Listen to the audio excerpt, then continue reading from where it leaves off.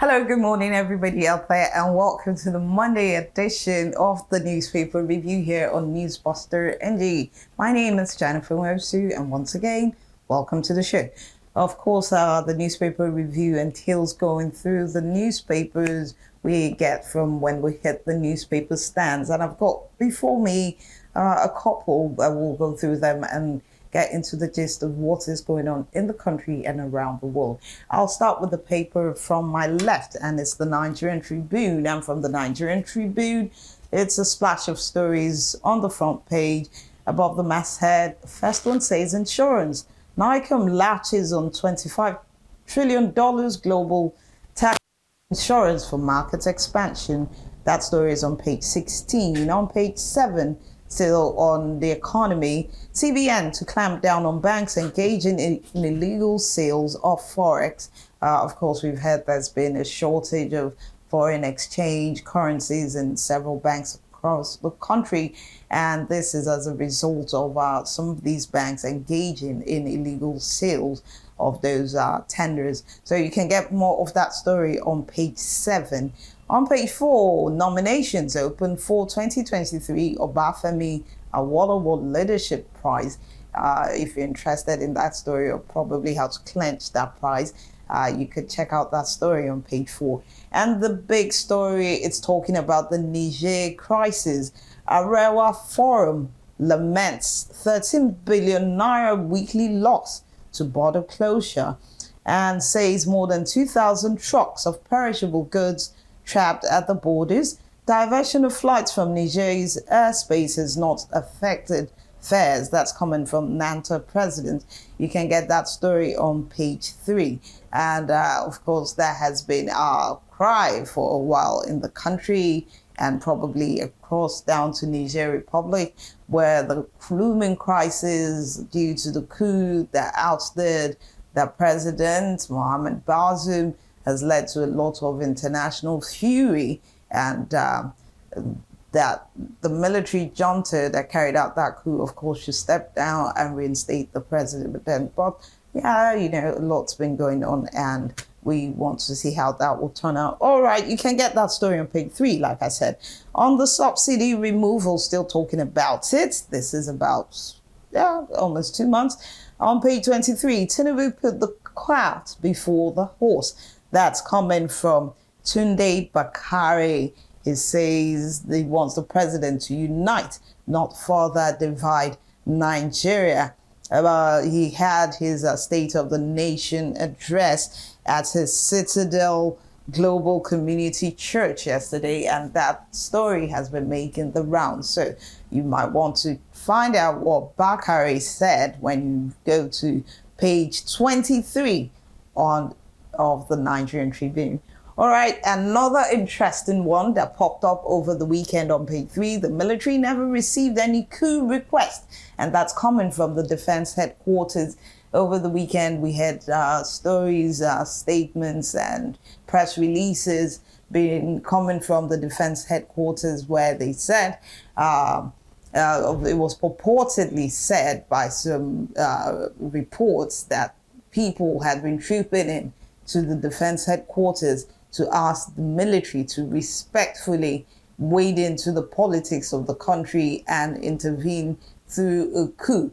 But the military guys, the guys in the army, everything together, all the defense forces, they said, no, we never received such requests. Because, it's a bit awkward when you think that people could actually write or call in or walk straight into defense headquarters demanding for such options. It's rather worrisome.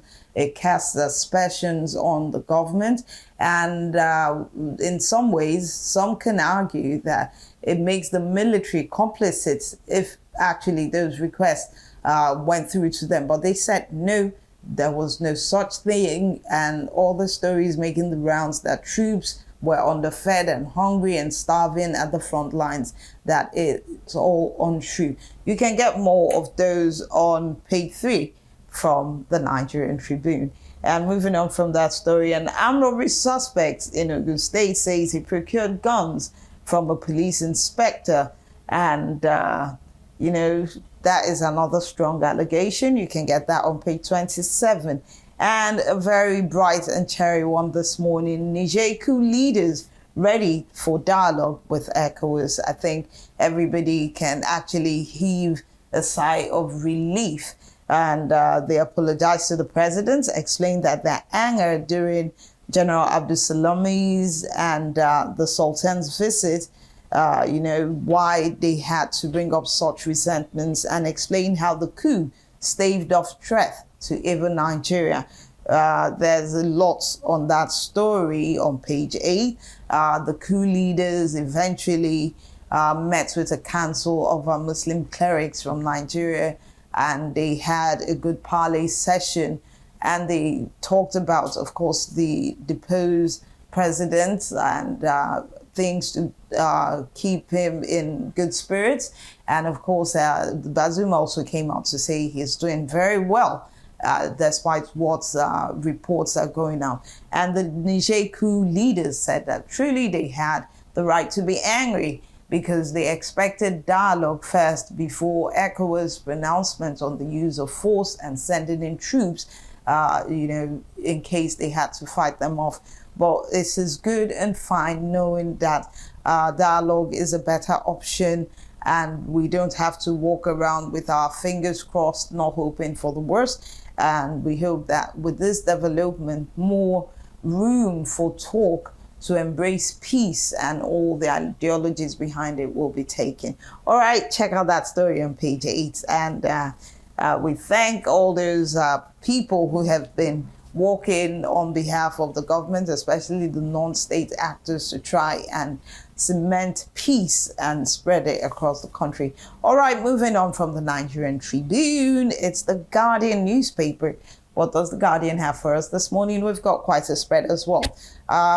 Just below the masthead, we see how 66 days of APC plunged Nigeria into further darkness. This is coming from the Labour Party. Get that story on page 3.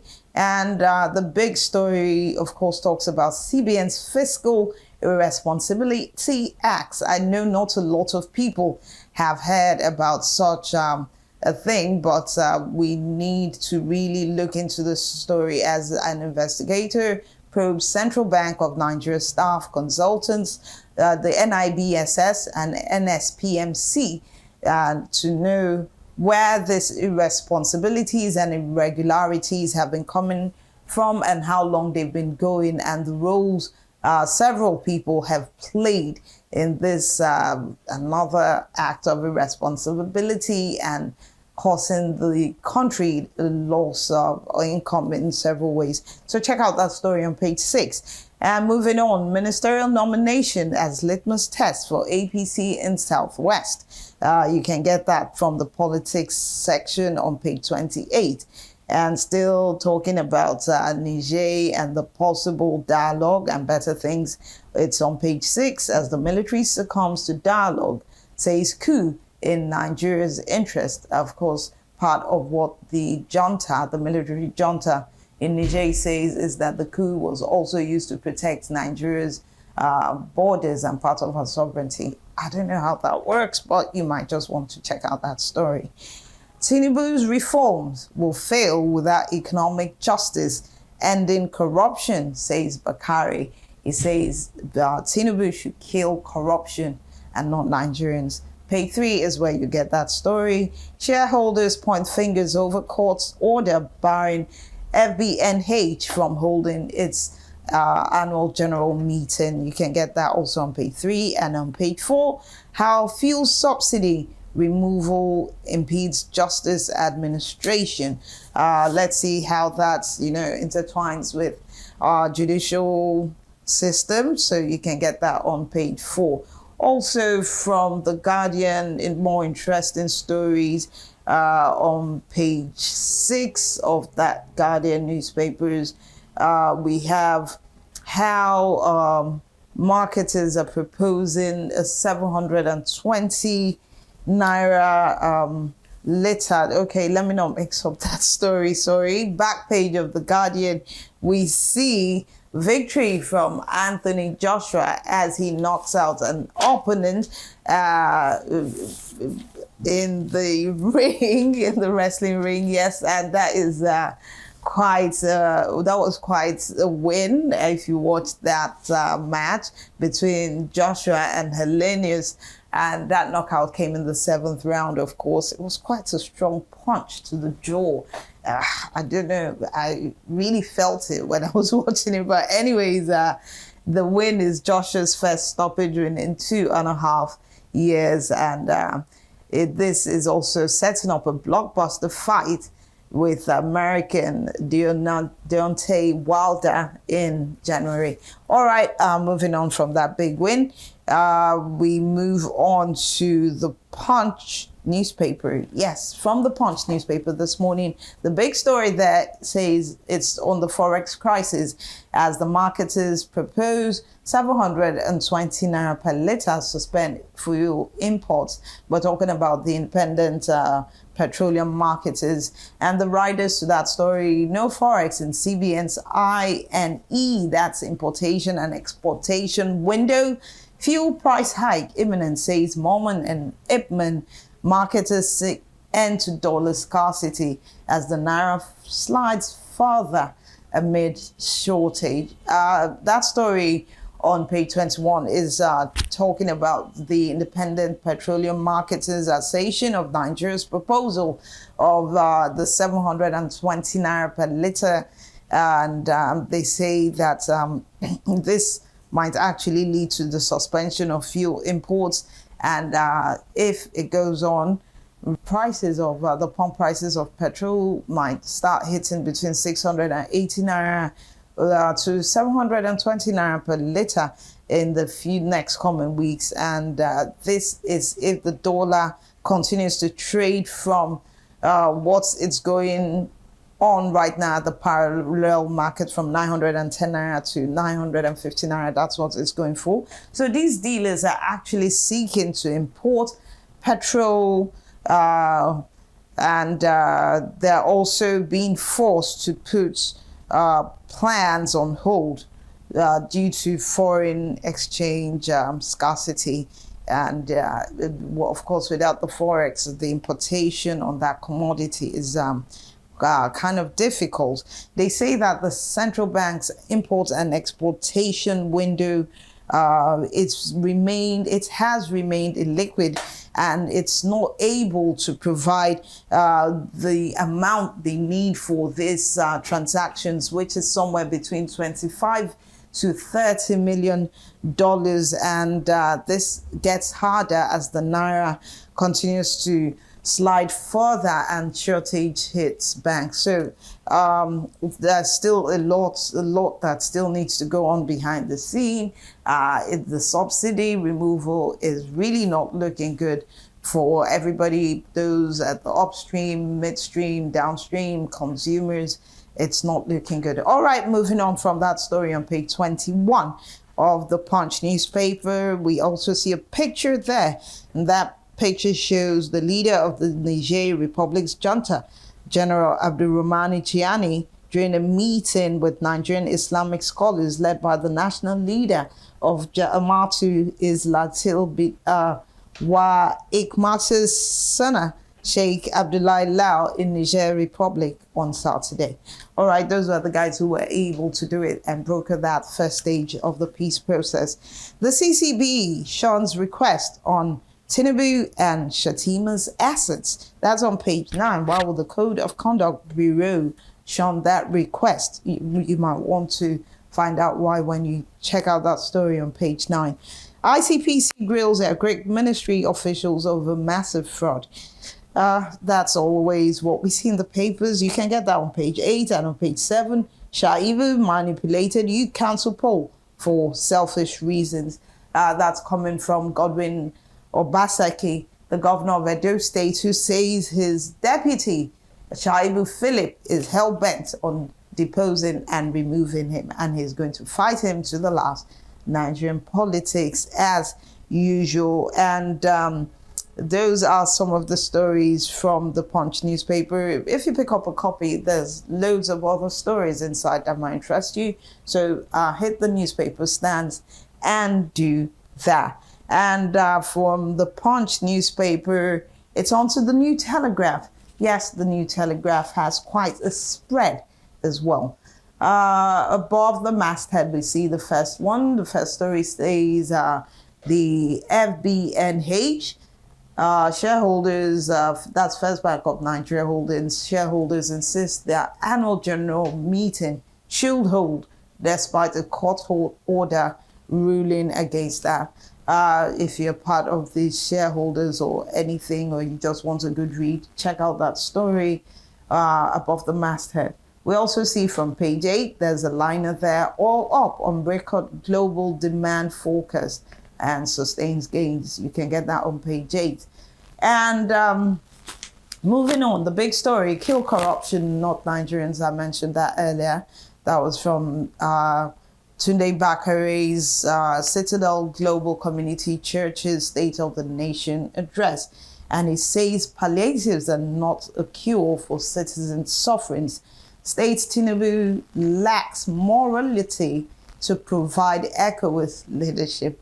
He warns against scapegoating the suspended central bank governor, Godwin Emefiele. Also accuses the president of rewarding bad behavior with ministerial appointments. That's a lot. He said a lot. Yeah, check out that story on page 3. Okay, I'm trying to round up soon. And still from the New Telegraph on page, I think that should be on page 31. Toby Amusa, the 100-meter hurdles champion from Amusa. There were stories yesterday all over saying she had been cleared to participate in Budapest athletics meet this month. But the World Athletic Federation has come out to say that no decision has been taken conclusively regarding Amusan's invite to the game, because she has not been cleared to compete in that competition taking place in Hungary. So they say that for whatever concerns her will be made known by the unit, a unit of the World Athletic Federation, which is the Athletics Integrity Unit. So they said that all the reports coming from Nigerian media celebrating that she had been cleared, it is not true. So before that meet comes up, we hope Musa might be cleared so that her career can go on.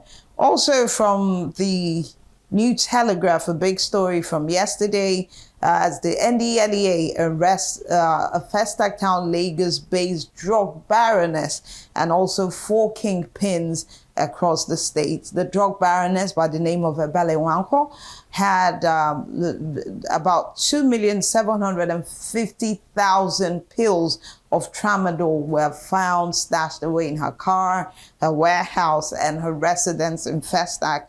And she was arrested on Wednesday, August 9th.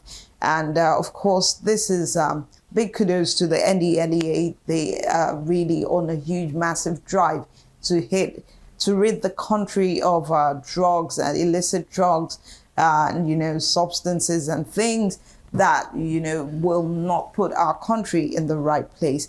All right, do I have any more stories there?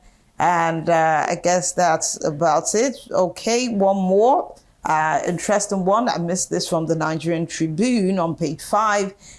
We see the Air Force strikes all thieves in the Niger Delta, IPOB elements, and terrorists in the northeast. So I think we have quite a number of our defense forces working and trying to keep the country in check and rid all forms of insurgencies, terrorism, and acts that might jeopardize our country's national unity. All right, that is what I call it a wrap on today's stories. Like I said, these papers, we've got more out there. There's so much information you need to arm yourself out with. So hit the newspaper stands and pick up a copy or two. Or alternatively, you can check out our website for stories that we keep dropping daily to keep you in the know.